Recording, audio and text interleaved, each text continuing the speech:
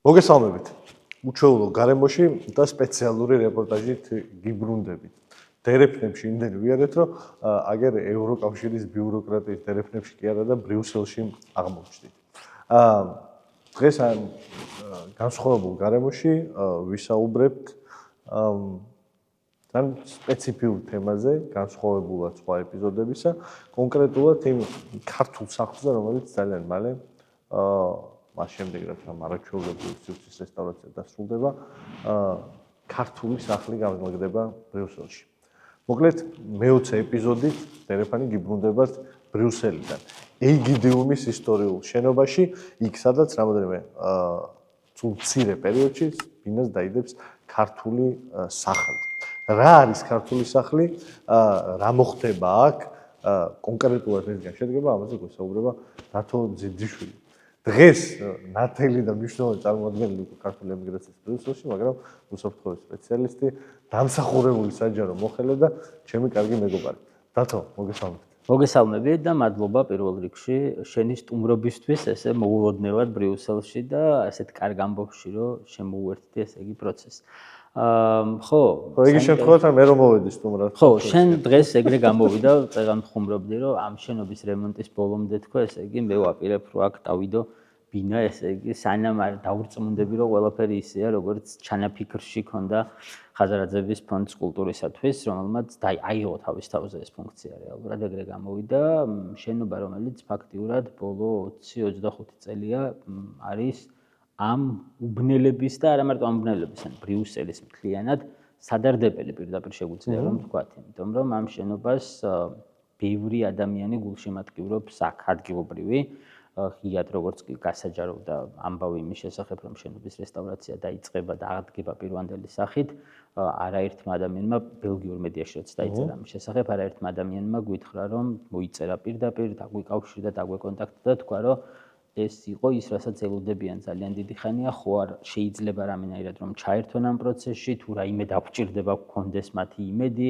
ვიღაცამ თქვა, რომ არის რაღაცა ძველი ფოტოები შეუძლია რომ გაგვიზიაროს, როგორი იყო თავის დროზე, რაც ნუ პრინციპში არსებობს თავის, ანუ ნანახი გვაქვს უკვე ეგ ფოტოები, თუმცა საინტერესოა რომ ადამიანებს განწყობა ეგეთია რა, ზოგადად კულტურული მემკვიდრეობის მიმართ ბრიუსელელების და ბელგიელების დამოკიდებულება არის მისაბაძი მაგალითი ცალსახად და ყველაზე მეტად დასაფასებელი ის არის სწორედ რომ აი ამ სივრცეში, ამ ესე იგი რაღაც აზროვნების წრეში, როცა ადამიანები ასე უფრთხილებიან საკუთარ კულტურულ მემკვიდრეობას, გაჩნდა სივრცე, სადაც გითხრეს რომ კი, თქვენ შეგიძლიათ აი ამ ჩვენს ევროპულ სივრცეში, ევროპულ რაღაცა წიაღში გქონდეთ ქართული კულტურისა და ზოგადად საზოგადოებრივი ცენტრი, რაც ძალიან მნიშვნელოვანი ამბავია. ზოგადად ასეთი ტიპის შენობებში, როგორც წესი, როცა მიდის ხოლმე საუბარი იმაზე, როგორ შეიძლება მისი რესტავრირება, ცდილობენ მაინც უფრო რომ აი რაღაცა ძალიან ესეთი კაცრად ჩაკეტილი ისტორიული წესრიგი დაიცვან და აქ ამ შემთხვევაში აღმოჩნდა რომ ამ შენობის ისტორიაც უკავშირდება საქართველოს და ქართველებს, რომლებიც ამ შენობაში ხო ეგ წესრიგიც არ აქვს, იმიტომ რომ ბევრი სხვადასხვა რამ იყო. კი. სანამ ვიტყვით რა ქართველებისთვის რა მნიშვნელობა აქვს და იმას ვაპარაკობ როგორც კულტურის ცენტრი, შენ ახსენე რომ 30 წელია ამ ქალაქისთვის თანსანჟილი არის ბრიუსელის ერთ-ერთი უბანი, ჩვენებურად უბანი, მაგრამ აქაური დეცენტრალიზაციის ესეთი ჩახლართულ სისტემაში ქალაქია ცალკე, რომელსაც თავის მერი ყავს, თავის საკრებულოს ირჩევს და ძალიან დიდი ავტონომია აქვს. მაგრამ ნუ კლასიკური ქართული გაგებით არის ერთ-ერთი ცენტრალური პრესტიჟული უბანი. შენ ახსენე რომ 30 წელია ადამიანებისთვის ეს თავის ადგილარი არის, ძალიან ძველი შენობა არის. ამიტომ მოდი პირველი ეს თქვა, რატო არის ეს შენობა ესეც საინტერესო ბრიუსელებისთვის, ანუ ორიგინალში ეს ისტორიული შენობა რატო არის საინტერესო და შემდეგ რა თქმა უნდა ბევრი უნდა ვისაუბროთ იმაზე ჩვენთვის რა მნიშვნელობა. ამ შენობის ისტორია იდეაში საინტერესო ამ ქალაქისთვის არის, იმიტომ რომ ერთ-ერთი ყველაზე, მოდი ესე ვთქვათ, დამალული საგანძურია ესე იძახიან, რომ ეს არის ჩვენი დამალული განძი, იმიტომ რომ ამ შენობას წინა მხრიდან შეხედოთ, ალბათ გაგიჭირდება იმის წარმოქმნა, რა ხდება შენობის შიგნით. და სწორედ ამ კონცეფციით შეიქმნა თავის დროზე ეგრე გამოვიდა, როცა შექმნეს დაიმონ პალასი ჯერ კიდე, ხო, რომელიც იყო ესეთი ბელგიური არისტოკრატიის და ბოჰემის გართობის, დასვენების და კულტურული წინა საუკუნის დასაწყისში, კი მე-20 საუკუნის დასაწყისში ადგილი, აი ამ პერიოდში ეს თავისი რაღაც art deco-ს, art nouveau-ს ერთიანობით და პლუს ეს რაღაც მავრიტანიული ელემენტებით, რომლებიც ამ შენობას ბრაულად აქვს, იყო ერთ-ერთი ყველაზე საინტერესო და ესეთი სასურველი ადგილი, სადაც სტუმრად შეიძლებოდა რომ მისულიყავი და როგორც ამბობენ, ყველასთვის ხელმისაწვდომი არ იყო ხოლმე, იმიტომ რომ რაღაც ექსკლუზიური გართობის ადგილი. კი, ნამდვილად ეგრე იყო.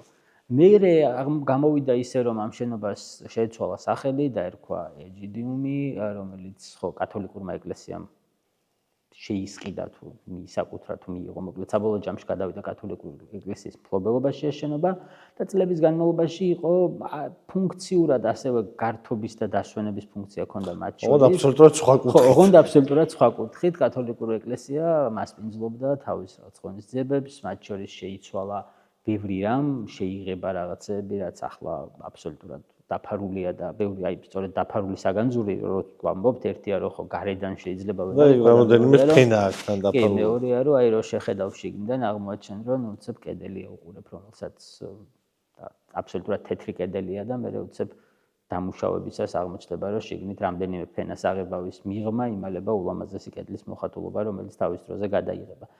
და და ნუ უცებ აღმოჩნდა შენობა, რომელიც აი დაახლოებით 30 წლის წინ მორჩა მისი. ხო, მე არის კათოლიკე, მე კინოთეატრიც არის, რაღაც პერიოდი კი, თეატრი აკეთებს რაღაც თავის საქმეებს, თუმცა ნუ აი 30 წლის წინ, ფაქტიურად 30-ის წინ გაჩერდა აქაურობა და ამ მდგომარეობაში აღმოჩნდა შენობა, რომელიც ბევრი ადგილობრივისთვის იყო მნიშვნელოვანი, იმიტომ რომ კულტურული მიზიდულობის ცენტრს ქმნიდა რა, ვის საკუთრებაშიც არ უნდა ყოფილიყო, როგორც კინოთეატრი იქნებოდა თუ იქნებოდა რაღაცა ყოველთვის ჰქონდა თავისი რაღაცა ისა. და რაც მთავარია ამ ტერიტორიაზე, ამ სივრცეში, ამ ნაწილში ბრიუსელისა ასეთი ტიპის შენობა, სადაც ამხელა დარბაზებია, ამხელა სივრცეა იმისთვის, რომ რაღაცა ღონისძიება ჩაატარო, ფაქტიურად არ არსებობს. და ამიტომ ეს იყო რაღაცა ესეთი ცენტრი რა, კულტურა, როგორც არ ვიცი, ნებისმიერ დიდ ქალაქში თეატრის ირგვლივ არის ხოლმე, რაც ოპერის თეატრის ირგვლივ იქნება ხოლმე რაღაც მიზიდულობის ცენტრი და ახლობთ იგივე ფუნქციის მატარებელი იყო ბრიუსელის ამ კონკრეტული უბნისთვის, რომელიც როგორც შენახსენე, ხო,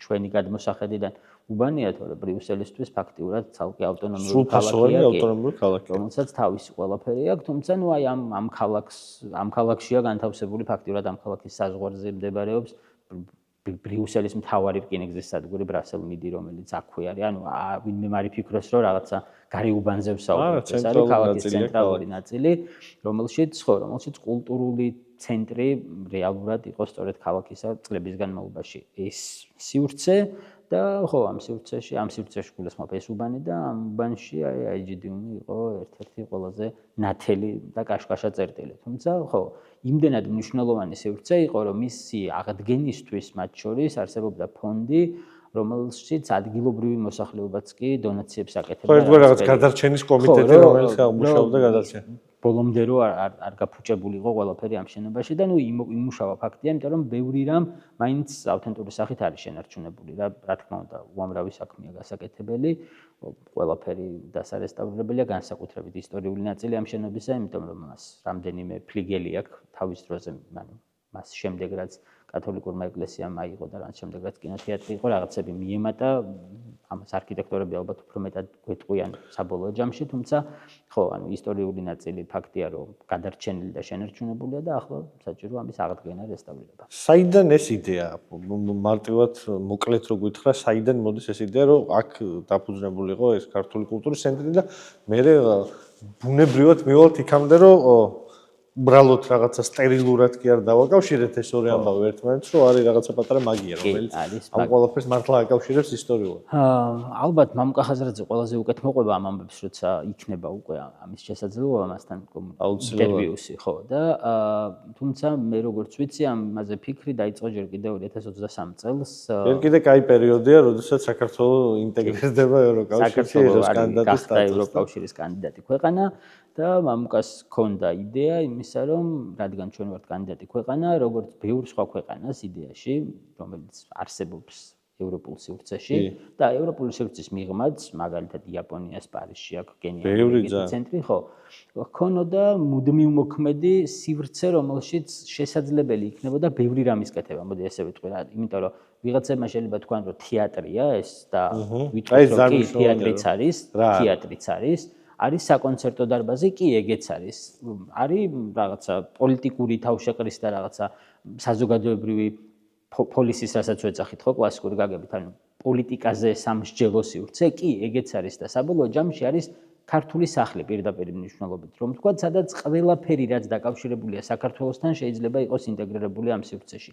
ნებისმიერი რამ, ნებისმიერი იდეა, რომელიც შეიძლება იყოს საინტერესო საქართველოს კონტექსტიდან და საინტერესო ევროპისთვის, როგორც საქართველოს ნაწილი, შეიძლება ინტეგრირდეს ამ სივრცეში. ეს იქნება საბოლოო ჯამში სწორედ ამ ფუნქციის მატარებელი სივრცე და როცა შენ ხარ ევროკავშირის კანდიდატი ქვეყანა, ძალიან მნიშვნელოვანია, რომ ბევრ ქვეყანას კონდეს შესაძლებლობა იმისა, რომ გაიცნოს შენს კულტურას, შენს ისტორიას, შენს ამჟამინდელ საზოგადოებრივ ცხოვრებას, ხო? იმიტომ რომ ერთია შენ რა გიკეთებია, თქვა, საუკუნეების განმავლობაში და მეორე ახლა როგორ ფიქრობს შენი ხალხი, რატომ გინდა ამ ევროკავშირში რაღაცა ეს შენთვის მხოლოდ ეკონომიკური გადარჩენის ის არის რა ქვია სივრცეა თუ იმიტომ რომ უბრალოდ ღირებულებითად ევროპის ნაწილი ხარ და ამაში ყოველდღიური ჩართულობა ადამიანების არის ძალიან მნიშვნელოვანი.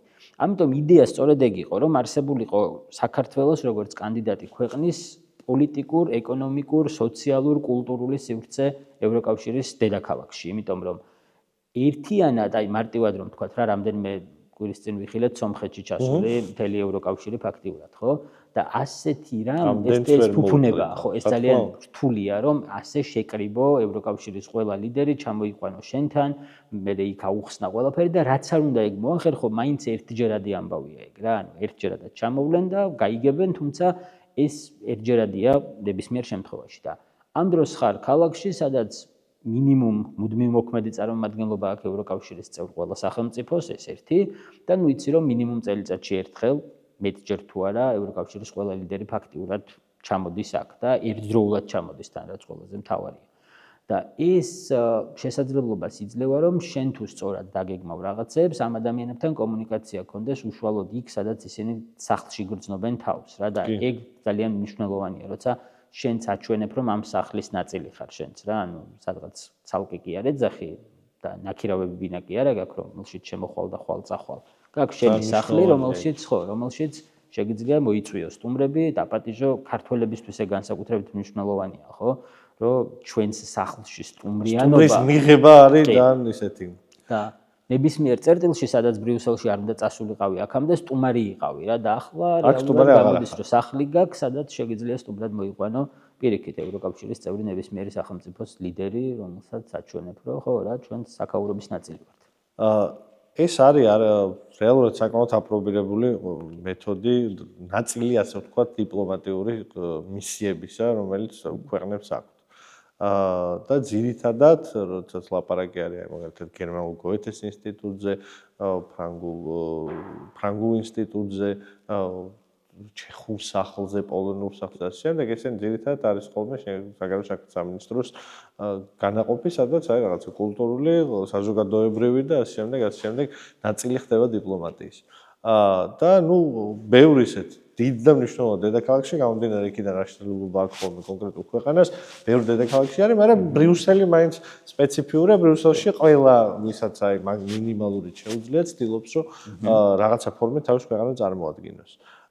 და იყოს ბრიუსელში რაღაცა ადგილში მასპინძელი. იმისთვის რომ ჩვენ ვიცით ჩვენს კულტურის შესახებ ის გამორჩეულობა რაც გვაქვს, მაგრამ ეს გამორჩეულობა არის ის ყველა. ეს გამორჩეულობა არის ის, რის გამოც ჩვენ ვითვლებით ხო რაღაცა პირველ ევროპელებად, თუ ევროპელებად, რომელიც პირველად ღვინო გააკეთეს, თუ ევროპელებად, რომელიც რენესანსზე ადრე დაიწყეს ისეთ თემებზე წერა, როგორც ვეფხისტყაოსანშია, ისეთი ევროპელები, რომლებიც პირველი მოდერნისტული სახელმწიფო ისეთ პროგრესული შექმნეს, სადაც ქალსაწყლის მეცნიერების უფლება ჰქონდა, სადაც მრავალგონებრივი პრობლემა არ იყო, გონებრივი უფლებები არსებობდა. ამ ყველაფრის წარმოსაჩენად იქნება სივრცე, სადაც ჩვენ როგორც სწორად თქვი, მასპინძლები ვართ და ეს არის აი ერთგვარი რაღაცა აი კულტურულ დიპლომატიური ნაწილი და მეორე ალბათ პოლიტიკური მდგენელი, რომ ძალიან მნიშვნელოვანია, რომ საქართველო არ არის რაღაცა მომთაბარე სეზონური ვიზიტორი, ხო, რაღაცა იმას გასტროლებზე არ ჩამოდის ბრიუსელში. ანუ საქართველო არის საქართველოს პოლიტიკური მიზანი, რომ აუცილებლად გახდეს ევროპული და ევროატლანტიკური სივრცის ნაწილი, ყველაზე კარგად გამოიხსენება იმით, რომ ფეხზე ვდგევარ და დასახლებული ვარ, ანუ ბრიუსელის ნაწილია ჩვენი კულტურა, საზოგადოებრივი ცხოვრება. როგორც მივხვდიან, ერთის მხრივ ეს არის ამ სივრცეების დატვირთვა აი ამ რაღაცა დიდი კულტურული და ისტორიული იდეით, ეს არის ქართული ხელოვნება, ეს არის ქართული წერლობა, ეს არის ქართული კულტურა ფართო გაგებით, ღვინო ცხოვრბალიც, რომელიც უახლახან. და მეორეს მხრივ ეს არის როგორც სამეცნიერო, ისე საზოგადოებრივი აქტივობა, რომელიც ეხება საქართველოს პოლიტიკურ როლს, როგორც ევროკავშირის ოჯახის ნაწილი. ამ ყველაფერზე იქნება აქ ნამდვილად. რეალურად აქ გვექნება ძალიან დიდი კვლევითი ცენტრი. ბრიუსელში რომ ნახოთ ყოველდღიურად შეიძლება შეხვდეთ განსაკუთრებით უნივერსიტეტის კამპუსებთან თუ გაივლით არაერთ ქართველ სტუდენტს, რომელიც ბრიუსელის თავისუფალ უნივერსიტეტში სწავლობს, ლიუენში სწავლობს, რომელიც ასევე ძალიან ძლიერი უნივერსიტეტია და შედის ევროპის საუკეთესო უნივერსიტეტების შორის ყოველთვის. და არა მხოლოდ ამ უნივერსიტეტებში, ანტვერპენში ნახავთ ძალიან ბევრ ქართველს და საბოლოო ჯამში ეს ადამიანები სწავლობენ ძალიან საინტერესო რაღაცებს, უბრალოდ როგორც ხშირად ხდება ხოლმე, ამ ყველაფრის შემდგომი რეალიზების საშუალება იშვიათად არის. და ძალიან კარგია, როცა გაქვს საშუალება, რომ აქვე, სადაც სწავლობ, იქვე გქონდეს შესაძლებლობა, რომ ჩაერთო კვლევით საქმიანობაში და კონკრეტულად შენ ქვეყანასთან დაკავშირებით, საიდანაც ხარ და რომელზეც ფიქრობ და ზრუნავ, იმიტომ რომ ამ ადამიანების დიდი ნაწილი მუდმივად ამ პროცესშია ჩართული, ვისთანაც კომუნიკაცია მაქვს და ვისთანაც აი მქონია ესეთი მცირედი გადაკვეთა რაღაცა, ნახევარწუთიანიც კი, ყველა გელაპარაკება საქართველოზე ბუნებრივია. და ამ ადამიანების არ გამოყენება არის დანაშაული რეალურად. რა, ანუ სახელმწიფო როცა ამის საშუალებას ვერ იძლევა, ყველა სახელმწიფოს ქონდა ამის რესურსი, განსაკუთრებით ვისაც უნდოდა ევროკავშირში გაწევრიანება ევროატლანტიკურ სივრცეში, რაცა ყოფნა, რომ თავისი მკვლევარები ყოლოდა ევროპის შუაგულში და იქ გამოქვეყნებულიყო მათი ნაშრომები, იქ გაეცნოთ ეს ადამიანები და ამაში ფულს დებდნენ, თქვა არ მაქვს საუბარი ევროკავშირის წევრ სახელმწიფოებზე, აზერბაიჯანს ჰქონდა უზარმაზარი ფონდი, დღემდე აქვს უბრალოდ უზარმაზარი ფონდი, რომელიც უშვებს სტუდენტებს სასწავლებლად უცხოეთში, ცდილობს მე რომ ინტეგრირება მოახდინოს კვლევით ცენტრებში, რომელიც ასევე სახელმწიფოს მიერ არის დაფინანსებული, როგორც ამბობდი, საგარეო საქმეთა სამინისტრო აკეთებს ხოლმე ამას ხშირ შემთხვევაში. ჩვენ შემთხვევაში ერთადერთი რაც იყო, ეს იყო საერთაშორისო განათლების ფონდი, რომელიც სახელმწიფო ბიუჯეტით სასწავლებლად უშვებდა ხალხს და ეგეც ჩამოშლის აბსოლუტური ჩამოშლის პროცესში. კი, კატასტროფაა. ეხლა ჩვენთან რეალურად ამას ანაცვლებს კერძო ინიციატივა, ამ შემთხვევაში ხაზალაძეების ფონდი, მაგრამ ეს ყველაფერი, რაც ეხლა ჩვენ ვლაპარაკობთ, რაც არის ყოველთვის საგარეო საქმეთა სამინისტროს საქმე, დღეს არის საქართველოს კერძო ინიციატივა. სამწუხაროდ მივიდა ჩვენი ქვეყანა იმ ეტაპზე, როცა ინდივიდუალური ინიციატივებით საჭიროა გადარჩენა ქვეყნის ევროატლანტიკური ინტეგრაციის, იმიტომ რომ ხელისუფლება ამაზე არ ფიქრობს, ხელისუფლება ერთადერთი რაზეც თავის გადარჩენაა, ხო და ამიტომ ყველაფერს აკეთებს, რომ მინიმალურად იყოს ამ სივრცეში წარმოდგენილი, არ ვიცი, საელჩოთ დაწყებული, აი ნახეთ, არ ვიცი. ბელგია ავიღოთ თუნდაც და ნახეთ საელჩოების ვებგვერდის კი არა და Facebook გვერდის ბოლო აქტივობები და მიხვდებით რითია დაკავებული ჩვენი საელჩო. არა და სოფლიოში ერთ-ერთი ყველაზე ესეთი დიდი წარმომადგენლობა გვაქვს ყველაზე საელჩოში და იდეაში უნდა დუონდეს ოსდოვდეს. ფაქტურად ორი საელჩო გვაქვს ბრიუსელში, ერთი ნატოში, ერთი ევროკავშირში, რომელიც ფარავს. და არც ერთებს არ აკეთებს. აი შეგიძლიათ ნახოთ, ადევნოთ თვალი მათ Facebook page და მიხვდებით რითი არიან დაკავებული ძირითადად. ხო და რეალურად ამის გაჩერება არის, ну, დანაშაული კი არა, ქვეყანას ფაქტიურად კარგავ აქრობ ევროპული სივრციდან და როგორც ამბობთ წეგან, აი ის რომ ჩვენი ქვეყანა არის ევროპული კულტურის საფუძველში დევს, ეს ქვეყანა ღირებულებითად იქვართ, ხშირად ვამბობ და გავიმეორებ, რომ თანამედროვე ევროპა მამარდაშვილის რაღაცა მოდიფიცირებას ვაკეთებთ ყოველთვის, ვაძლევ თავს ამის უფლებას, რომ თანამედროვე ევროპა დგას, ну, სამ ამბავზე რა, ერთი არის ჰუმანიზმი, რომელიც ქრისტიანობით არის ნასაზრდოები და ვინმე თუ გვეტყვის, რომ ქრისტიანობასთან შეხება არ გქონია, არ ვიცი, რაღა უთხრა ამ ადამიანს, უძველეს ქრისტიანობაზე ვსაუბრობ საქართველოს შემთხვევაში და როცა ამ ინდიკატორს აიღებ, არის თუ არა საქართველოს ჰუმანური ქვეყანა, რომელშიც ქრისტიანობამ შექმნა ეს ჰუმანიზმი ცალსახად არის, მიუხედავად იმისა, რომ დღეს ცდილობენ, რომ დეჰუმანიზაცია მოხდეს სრულიად ყველაფრის და ის, რასაც უყურებთ, ხო, ადამიანების დაკავება ტროტუარების ზედგომის გამო, რავი, ქუჩაში ფეხით ცემა დაგდებული ადამიანებს, ეგ ხო სინამდვილეში მაგიტო კეთდება, რომ აი ამ სივრცეს ამ აზროვნების სივრცეს მოგწყვიტონ, რომ შენ ჰუმანიზმთან არაფერი არ გაკავშირებ, შენ არ ხარ სინამდვილეში ეგეთი ადამიანი, შენ ხარ რაღაცა გაურკვეველი წარმოშობის ადამიანი, რომელსაც ყველანაირ ბარბაროსობაზე შეგიძლია, რომ ხელი მოაწერო და ეგ არის ზუსტად ღირებულებების ნგრევა, რასაც დღეს საქართველოში აკეთებს მოქმედი ხელისუფლება.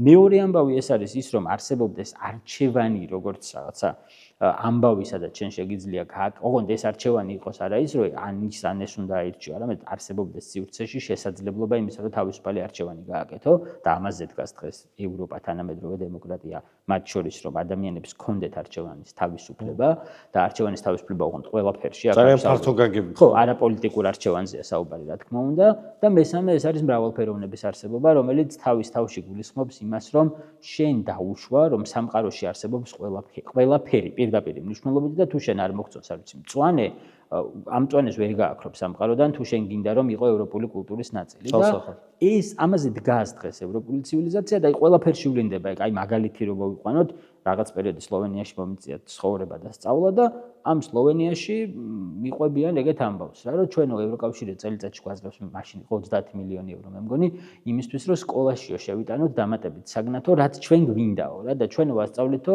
აკორდეონზე დაკვრასო, იმიტომ რომ მაგათთვის ეროვნული საკრავია. და სლოვენიელი მოსწავლეების 70%-ო ესწრება ამ გაკვეთილებსო რა. სმენა აქვს, არა აქვს ამას დიდი მნიშვნელობა. ყველა აკორდეონზე ვერ უკრავთ, მაგრამ ესწრებიანო და ამითო მუსიკალური გემოვნება უვითარდებათო ეროვნულ კულტურას ეცნობიანო და ხო და რაც მთავარი ეს არის გარანტია იმისაო, რომ ამხელა ევროკავშირში სლოვენიური კულტურა გადარჩებაო, იმიტომ რომ ჩვენ სხვანაირად ამდენი ფული არ გვექნებოდა ევროკავშირის წევრები ვარ ყოფილიყავით და მე გავიხსენე საქართველოში რამდენი საჯარო სკოლა იცი, სადაც ფანდურზე და ჩონგურზე დასწავლეთ. ხო და აი ეგ არის რა, ანუ და არის კერძო ინიციატივა, ხო? კი. ბაჩოს ქართველებს ეგ ძალიან ისე გვაქვს რა, სხვანაირად გამჯდარი გენეტიკურ კოდშიც თუ რაღაცა ისტორიულად ესეა. ოღონდ ამას სხვადასხვა ისტორიულ კონტექსტში სხვადასხვა ისტორიული ახსნა აქვს, ხო? მაგალითად, რატო იდგა ეს ქართული იდენტობა და იდენტობის გადარჩენა რა თქმა უნდა ერთის საზოგადო მოღვაწეებზე და მწერლებზე რომ უდიდეს როლს თამაშობდნენ ისტორიულ მეხსიერების გადარჩენაში, მაგრამ მე გავუხსენოთ ხო ილია ჭავჭავაძის ეპოქა საქართველოსი, ილია ჭავჭავაძის ეპოქა ვერ იქნებოდა სრულფასოვნად ილია ჭავჭავაძის ეპოქა, რომ არა ის მდგენელები რისგანაც შედგება ეს ეპოქა. ერთის მხრივ თავად ილია, რომელიც გარდა იმისა, რომ არის უდიდესი მეხსიერებრივი და ინტელექტუალური განძი მისი ნაშრომები, მეორეს მხრივ მისი ქმედება კერძო ინიციატივის იგრო ბანკის შექმნა. მე ვერ იქნებოდა ეს ეპოქა სრულფასოვანი წაკითხვის გამოცდილების საზოგადოება რო არ დაეფინანსებინა იმ დროიდან ქართულ ბიზნესმენებს, ასე ვთქვათ, ხო? ანუ იმ ხალხს, რომელიც ფილანთროპიით დარწმუნებული ვარ, რომ მაშინაც არ უყვარდათ.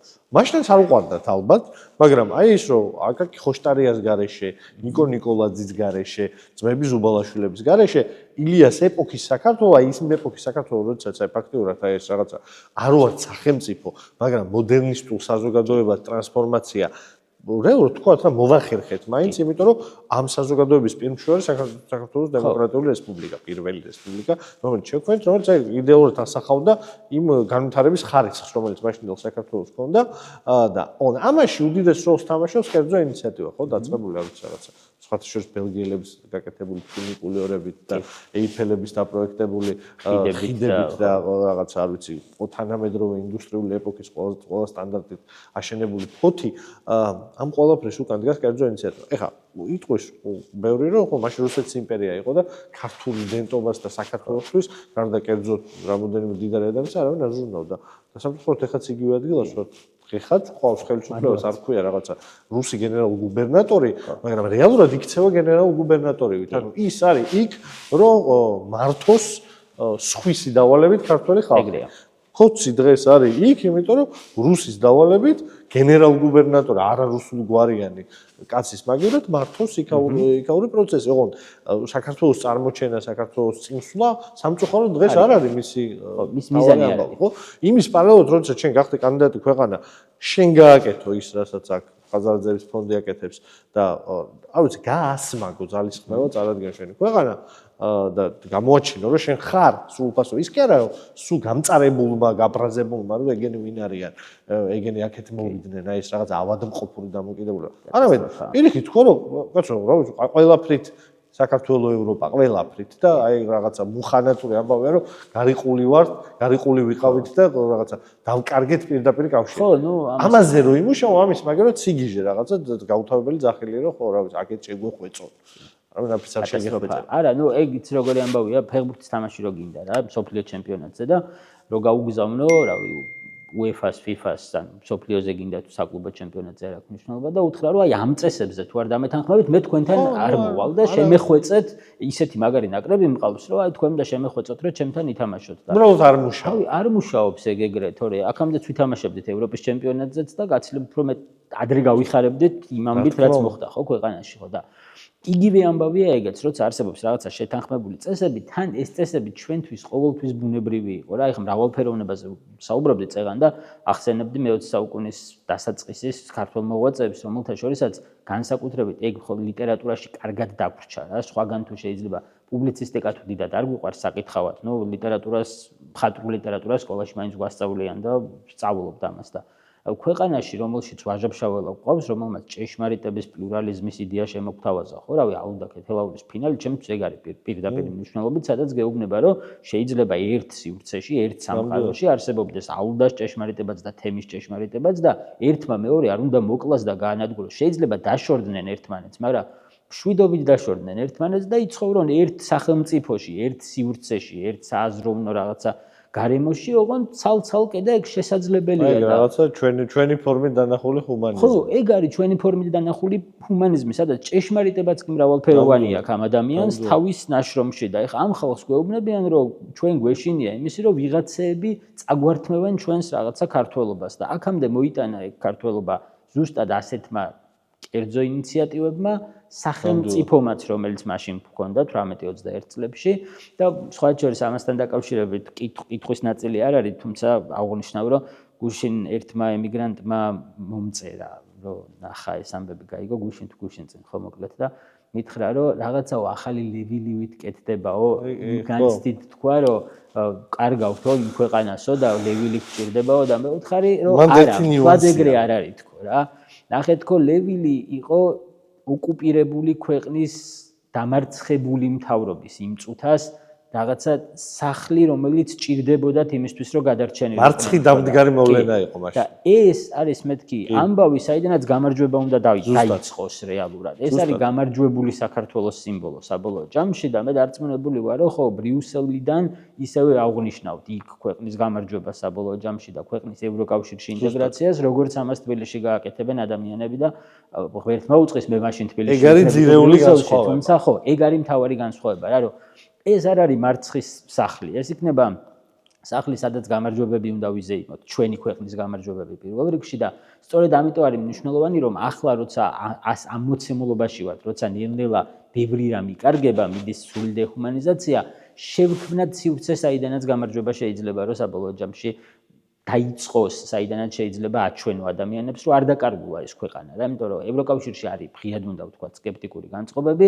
რომ საქართველოს დაკარგული ხომ არ არის უკვე და ამას უნდა რაღაცნაირად მართოთ კი არა და ხო ანუ ჩაუჭრათ ეს ამბავი. ხო, აქ მიზანი კი არ არის, რომ ის საქართველოს წარმოადგენთ, რომელიც საქართველოში აღარ არის, რაც იყო ლევილში, ხო აღარ არის ეს საქართველოს და რაღაცა ყველაზე დიდი ხანი იქ აღნიშნავდა 26 მაისს. ანუ აქ მიზანი არის, რომ სწორედ ეს იდეა გადავარჩინოთ, გავაძლიეროთ და იგივე იყოს ის ადგილი, რომელშიც ვიზეიმებთ მათ შორის გაწევრიანება. საქართველოს არსებობს ზუსტად ისეთი, როგორც არსებობდა, არ ვიცი, აი მანამ სანამ ირაკლი ყობახიძე იმ განცხადებას გააკეთებდა და ის რომ დღეს იქ ეს ხელისუფლება ძალიან დროებითი ამბავია და ამიტომ აუცილებელია რომ ამ ქვეყანასთან დარჩეს აბსოლუტურად იგივე დამოკიდებულება, რაც იყო მაშინ, როცა მაგალითად კანდიდატი ქვეყნის სტატუსი მივიღეთ, ხო?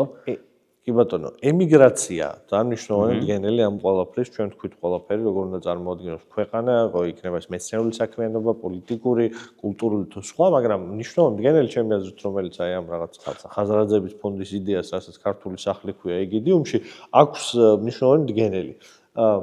ერთგვარი ცენტრი მათ შორის ქართული ემიგრანტების, თუმცა საქართველოს იქცა ამ ქვეყნად, რომელშიც ემიგრაცია, ქართული ემიგრაცია გახდა მნიშვნელოვანი ნაწილი პოლიტიკური აქტორი და მნიშვნელოვანი მდგენელი საზოგადოებრივ ცხოვრებაში. თუ 90-იანებში ეს რაღაცა იმედგაცრუების ემიგრაცია წავიდა და ის არ იყო კარგად ორგანიზებული და ბოლო წლებში დაიწყო ამბავმა, სამწუხაროდ საქართველოში ბევრი ადამიანი წავიდა ბოლო 10 წელიწადში ქვეყნის გარეთ, ძალიან დიდი რაოდენობა ჩვენი თანამოქალაქეების, იქნება შეერთებული შტატები თუ ევროპა, მათ შორის სამწუხაროდ შენც აქ ხარ.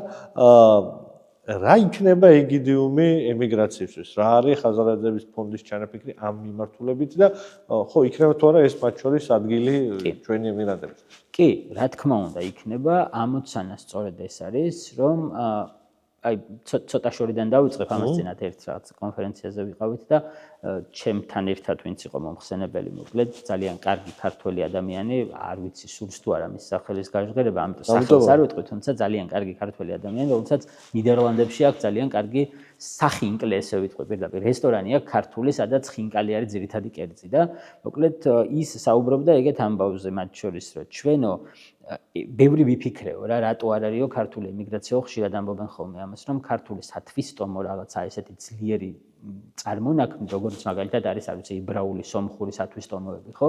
არ არის რა, არ არსებობს ეგეთი არც ერთ ქვეყანაში და სწორედ ამაზე ვგრძელობდით მათ შორის, როგორ შეიძლება ამის ფორმირება და ძალიან საინტერესო რამ თქვა, რომ ჩვენო იციო ეგო რატო არ გვაქვს, მე მგონიო, ჩვენო ყოველთვის გქონდაო ჩვენი სახელმწიფო დაპყრობილიც რო ვიყავით მაშინაც, ანუ განცდა იმისა, რომ შენს ქვეყანაში ხარ და შენი ქვეყანა გაქვს, ეგ განცდაო სულ გქონდაო და ამიტომ ნაკლებად ვცდილობდით, რომ სადღაც დიდი ხნით წავსულიყავითო და აი ეგ ის გაგვეჩინაო, რომ მე გადავედი აქ და ეხლა აქ უნდა შევქმნა სათვისტომო. ყოველთვის ჩემი საქართველო აქ უნდა შევქმნა. არა, ყოველთვის დროებითი ამბავი იყო რა, ანუ მიდიხარ ცოტა ხანი და უნდა ჩამოხვიდე უკან და ამიტომ ბევრს არაფერს ზრუნავ, რომ იქ რაღაცა შენი საქართველო. ხო, ნიუ-იორკში Little Georgia-ს დაფუძნება არ გინდა, იმიტომ რომ არ გინდა რა. ხო, ზუსტად, იმიტომ რომ შენი ამოცანა არ არის, რომ ნიუ-იორკში იყოს სულ, შენი ამოცანა არის, რომ ცოტა ხანი ახლა აკეთო რაღაცები პირადი წარმატებისთვის მათ შორის, იმიტომ რომ მე შენს ქვეყანას მიახმარო ეს ყველაფერი და საბოლოო ჯამში მაინც შენ ქვეყანაში ფიქრობ დაბრუნებას.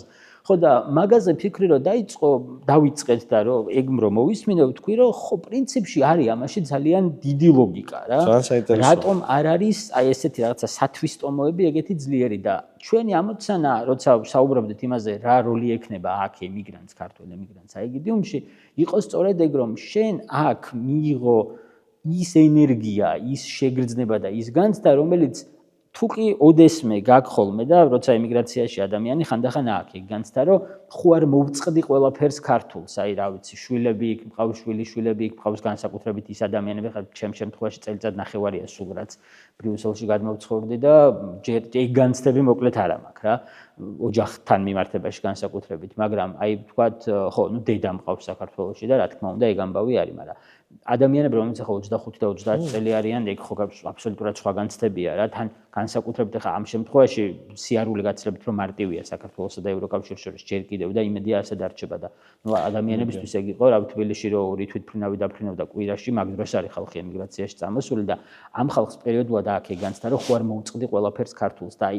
ეს სივრცე იქნება სწორედ ამის სივრცე რომ ჩამოხვიდე და გაიხსენო კი არა, აი მიიღო ეგ შეგრძნებები, რომ არაფერსაც არ მოვწყვეტი ვარ, ზუსტად იგივე ადამიანი ვარ, ვინც ვიყავი მენტალობით, ღირებულებითად და ხო, ჩემი ქვეყნის, ჩემი ადგილი ჩემს ქვეყანაშია, ეს არ იქნება პირდაპირ ვთქვა, ეს არ იქნება თავშესაფარი, ეს იქნება სივრცე, სადაც შენ ენერგიით დაიმუხტები, რომლითაც მიიღებ საბოლოო ჯამში აი мотиваციას, რომ ხო, უნდა გააგრძელო იმისთვის, მუშაობა იმისთვის, საქმიანობა, რომ შენი ქვეყანა ისეთი გახადო, როგორიც გინდოდა რომ ყოფილიყო წამოსვლამდე, როგორც დარწმუნებული ვარ, ახლაც ძალიან ბევრი ადამიანს უნდა ვინც იქ არის და ვინც ემიგრაციაშია.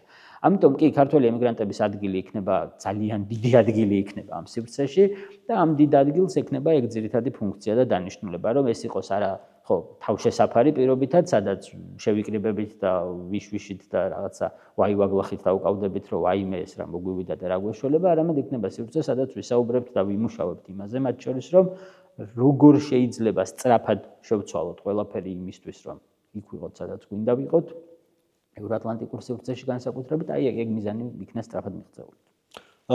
ძალიან საინტერესო ამბავია, მოკლედ მინდა რომ წარმატება გისურვოთ. მინდა რომ მალე მოხდეს ეს ყველაფერი, მაგრამ ეს ყველაფერი არ ხდება ისე მალე, როგორ მალეც თბილისში 200 სართულიანი კორპუსები შენდება ხოლმე, ბელგიას ბევრი წესი აქვს, ბრიუსელს კიდევ უფრო მეტი. დაიწყება ძალიან მალე რესტავრაცია, სრულფასოვანი, ფართომასშტაბიანი. ეს წაიღებს გარკვეულ დროს, პარალელურად როგორც ვიცით, თქვენი მუშაობთ აქტიურად კონცეფციაზე. უნდა ვთქვათ აუცილებლად, რომ პირადად მამუკას და ხაზარაძეების ფონდის ძალიან მნიშვნელოვანი ინიციატივა არის ის, რომ ამ შენობის რესტავრაციაში ჩართული იყოს მაქსიმალურად ბევრი ქართველი. რა ძალიან მაგარი აზრია. ხო, და რომ ნახოთ, ვთქვათ, როცა დაიწყო ფიქრი ამაზე და მეც რაღაც პროცესებში ჩართული ვარ, მე უფრო მეტად რაღაცა საზოგადოებრივი ცენტრის ნაწილში უფრო აქტიურად ვარ ჩართული, იმიტომ რომ რესტავრაცია არ არის ჩემი საქმე, თუმცა ჩემთვის ძალიან საინტერესოა, როცა ამას უყურებ, ხო, შეუძლებელი არ დაინტერესდე ამით და მაქსიმალურად ვთქვი, რომ გავარკვიო, აბა რა ხდება. თან არაფერი უცნაური ამაში არ არის, ხო, ქართველების ჩართვაში, იმიტომ რომ უამრავი ქართველია ახლა ვინც აღმოვაჩინეთ, რომ ზოგი ნიდერლანდებში მუშაობს, ზოგი გერმანიაში, ზოგი ბელგიაში, რომლებიც აკეთებენ, არ ვიცი, რაღაცა სამეფო სასახლეების, კონსერვატორიების, ეგეთი დონის ევროპული შენობების რესტავრაცია. ქართული გამოცდილებაც დიდი არის. შენი მშობლიური ქალაქში, ბათუმში და ჩემს მშობლიური ქალაქში თბილისში, განსაკუთრებულად დიდი რაოდენობის არის შენობები, რომელიც მეკუთვნება ამ არნუვოს ჟანრს, ძალიან ბევრი არის, ნახე, მარჯანიშვილის თეატრი იქნება ეს თუ სხვები და სხვები, ძალიან ბევრი შენობა არის, რომელიც ამ ჟანრშია. მithumetes ქართული ასეთ ერთ-ერთ სავიზიტო პარათია ეს ფსევდომავნიტარული ჟანრი, აი ჩვენი ოპერა რა სტილში არის, იმ სტილში არის თავად დარბაზი, აქაც გაკეთებული. ამიტომ ამ ჟანრის გამოცდილება რესტავრაციაში, ქართულ რესტავრაციაში ძალიან დიდია. ამიტომ ეგ მაგარი ამბავი იქნება, ბელგიელებთან ერთად ქართველები გააკეთებენ ამ ხნებიან ამ ამბავში ჩართული და ეს მნიშვნელოვანია მათ შორის, იმიტომ რომ რაღაცა შენი რო ვთქვი, რომ სახლის შეგრძნება უნდა იყოს თქო აქ თქო და ეს სახლია ჩვენი, ეგ შეგრძნება მაგითი ჩნდება როცა იცი რომ შენმა მეგობარმა, შენმა ნაცნობმა, შენმა თანამემამულემ აღადგინა რაღაცა, ერთი კედელი, ერთი ფასადი და ამ პროცესში ნამდვილად ეგ ამბავი ეგრე იქნება, რაც მნიშვნელოვანია ჩემი გადმოსახედით. დასასრულს ბოლოს მინდა აუცილებლად გავიხსენო, აი ყველაფერი ვთქვით და ყველაფერი იკვრება აი მთელი მაგიით, რომელთაც მათ შორის მამუკასგანაც ვიცი ხაზარაძისგან რა იყო ის ნაპერწკალი, რომელიც გადააწყვეტინა ეს ყველაფერი.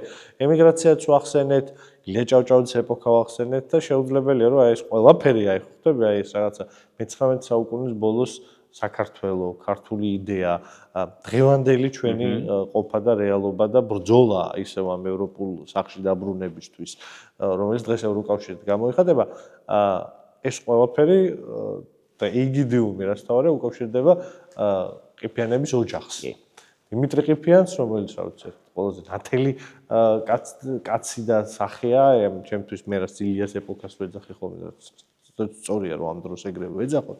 ამ ილიას ეპოქის თბილისის პირველი ქალაქის თავი, ქართველი ქალაქის თავი, უდიდეს საზოგადო მოღვაწე და მისი შვილიშვილი ვარია ბარბარე ყიფიანი, რომელიც უკავშირდება იგიდიუმს. კი, ბარბარე ყიფიანი, ეგ საინტერესო ამბავია, თქვით დასაწყისში, რომ 2023-ში გაჩნდა იდეა თქო მამუკასთან ამ რაღაცის კი არა და ამ ხო სივრცის არსებობის, უბრალოდ მაშინ არსებობდა იდეა, რომ გჭირდება ქართულ პოლიტიკურ, კულტურულ, საზოგადოებრივი სივრცე. ოღონდ სად იქნებოდა ეგ სივრცე, არავინ არ იცოდა და დაიწყო ძებნა შენობის, რომელშიც ეს შეიძლება.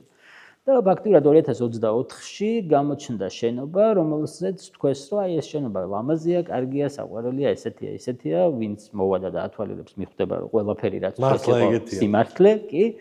და მე რაღაცა პერიოდი გაჩერდა ეგ პროცესი და უცებ ერთ დღეს, როგორც მამუკა ამბობს, ერთი აქაური ადამიანი, რომელიც ამ შენობის მკვლევარია და რომელიც აქტიურად იქნება ჩართული ამ მისი რესტავრაციის პროცესში, დაუკავშირდა მამუკას და უთხრა, რომ მან იპოვა საინტერესო საგაზეთო სტატია, რომელშიც საუბარი იყო ვინმე ქართველ ქალზე, რომელმაც აიგიდიუმში მოაწყო ქართული კულტურის საღამო, ქართული კულტურის დღეები. ბუნებრივად აი დავინტერესდით ვინ იყო ეს ქალი, მამუკა დაინტერესდა ამით და აღმოჩნდა, რომ დიმიტრი ყიფიანის შვილიშვილი, რომელიც მაშინ ცხოვრობდა და მოღვაწეობდა ევროპაში, ბრიუსელი იყო მისი რაღაცა ძალიან აქ სწავლობდა და რეიძულებული ემიგრაციაში დარჩა, იმიტომ რომ საქართველოს რუსები. და საინტერესო ის არის, რომ ხო ერთი შეხედვით შეიძლება თქვა, რომ სტუდენტი ქალი იყო, რომელიც აქ სწავლობდა, მაგრამ საბოლოო ჯამში რომ იყვები მის რაღაცა ისტორიას, აღმოაჩენდა, რომ არის სრულფასოვანი, აი მეცნიერი ერთ-ერთი პირველი ქართველი ასეთი რანგის მეცნიერი ქალი იყო, რომელიც ბელგიაში ყავდა ქართველებს, რომელიც მუშაობდა ადგილობრივ საზოგადოებასთან საქართველოს საკითხის ლობირებაზე, აქციებს აწყობდა, რომ მეფის ეს არის უბრალოდ კულტურის დღეები, ეს იყო საქართველოს მხარდამჭერი, ქართული დამოუკიდებლობის ამბავი, რომ რაღაცა ქართველებთან ვიღაცა სტუდენტმა მოაწყო რაღაცა ღონისძიება, ხო ვიღაცამ ასე არ უნდა აღიქვას. ეს იყო ჩვენი ლობისტი, რომელიც ამ საღამოს შინაარსზე ეგ იყო, რომ საქართველოს ამბავი იყო სწორედ ეს, რომ საქართველოს მხარდასაჭერი საღამო მოწყობილიყო, სადაც საქართველოს შესახებ მოყვებოდა რა მდგომარეობაშია საქართველო, იმიტომ რომ იმ პერიოდში ჯერ კიდევ ოკუპირებულ ქვეყანაზე გვაქვს რუსეთის მიერ, რუსეთის იმპერიის. ეს არის ხო რა 1905 წლის რევოლუცია ახალი მომხდარა და საქართველოში არის 1908 წლის მოვლენები, როცა რეპრესიები არის. ხო და ნუ ართ აი ამ პერიოდში და ამ დროს არის ყიფიანი აწყობს ბრიუსელში აქციას ხარდამჭერს საქართველოსაც წარმოიდგინეთ ახლა ყვება რომ ქალებს ჩაგრავენ მეფის რუსეთის ოკუპირებული ან მეფის რუსეთის ოკუპაციის ქვეშ მყოფ საქართველოში და მათ ჭირდებათ მხარდაჭერა ბრიუსელელი ქალების მხრიდან ანუ ევროპულმა საზოგადოებამ მხარი უნდა დაუჭიროს ქალთა უფლებებისთვის ბრძოლა საქართველოში. ან ხო ხდება რა პერიოდზე გვაქვს საუბარი კონსტიტუციას ვიღებთ ეგერ რამდენი და ეხლა რო კითხო იმას რა ქვია პაპუაშვილს ეს იქნებოდა deep state-ის აგენტი რომელიც უწყობლებს რეესტრში დაარეგისტრირებდა ეს რაღაცა სიგიჟის რეესტრი რო აქვს და იქ ჩაარეგისტრირებდა იტყოდა რომ ეს არის აგენტი რომელიც ქართულ გოგოს კი იდეაში ხო მთელი ამოცანა ეგ არის რომ ეგ თქვას რომ ამას ხო ციკლები აკეთებდნენ ხო ეგ არის ბოლშევიკები შვებოდნენ ამას ქართული საქმის აი ასეთ ქართულ საქმეს შეგიფუთავდნენ როგორც კონსპირაციას საქართველოს სახელმწიფოს კი და ნუ საბოლოო ჯამში მე რომ მიყვები აღმოჩნდა მთელი ქართული სახელმწიფო მაგათთვის ვინც ამას აკეთებს არის ერთი ადამიანი როგორ გვანაც სინამდვილეში ბოროტებაში ბევრად უფრო ადამიანები ბოროტება ერთმანეთს ემსგავსება ხო ან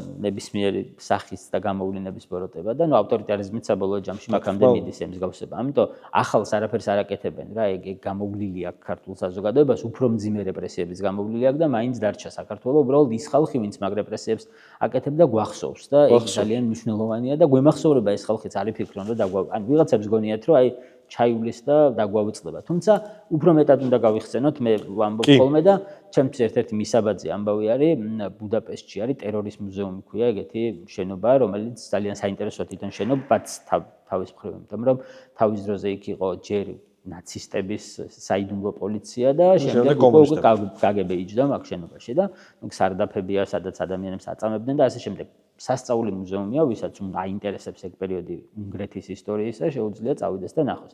და აი ქვემოთ სარდაფში, სადაც ეს ყველაფერი ხდება, ერთ-ერთ შესასვლელში ნახავთ გამოკრულია ფოტოები, სახელი გვარი, დაბადების წელი, გარდაცვალების წელი. და ადამიანებს ძირითადად ყველას ფორმა აცვია რა ამ ფოტოებზე. ქალები, კაცები, ბევრი სხვადასხვა.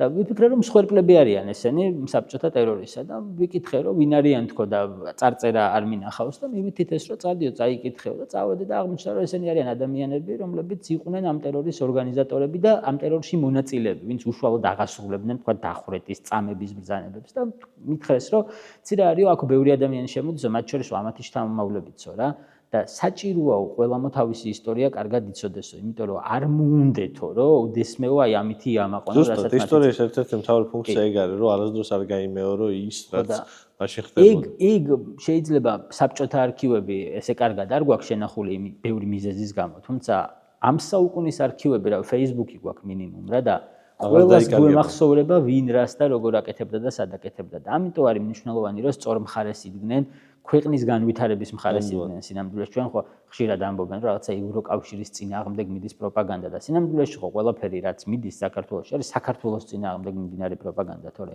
ხა ევროკავშირის წინააღმდეგ რატო უნდა ან რატო უნდა პროპაგანდირებდე ქართველი თუ კი შენი სახელმწიფოს განვითარებაზე ფიქრობ იმაზე რომ შენმა მოქალაქემ უკეთესად იცხოვროს არ ვიცი ბავშვებს წამალი ქონდეთ რაც ძალიან მნიშვნელოვანი ამბავია და ასეთი დაავადებების, დიუშენის სინდრომის და სხვა მსგავსი იშვიათი დაავადებების მქონე ადამიანები, რავი, აი ბელგიაში რო ნახოთ როგორ ცხოვრობენ, რა სერვისებია მათთვის ხელმისაწვდომი, რამდენად იოლია ხელმისაწვდომობა მედიკამენტებზე.